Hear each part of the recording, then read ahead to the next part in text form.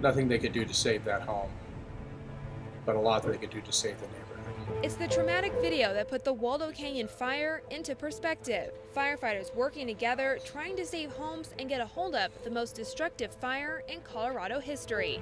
Crews battling more than extreme heat and high winds, they were fighting Mother Nature and a plume-dominated fire that was generating its own weather. It became apparent, on the 26th that this was not so much a fire event as a weather event, as the weather that really created the perfect firestorm, if you will.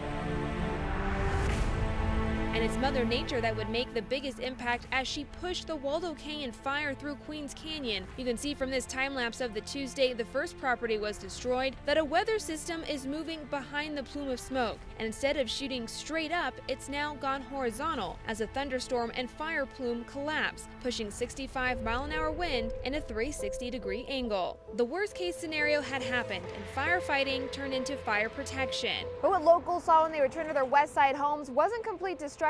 Some of the homes were still standing and looked as if they hadn't been touched. All due to the millions of embers creating spot fires up to a mile ahead of the flame front crews were fighting. I equate a wildland fire just like a battle.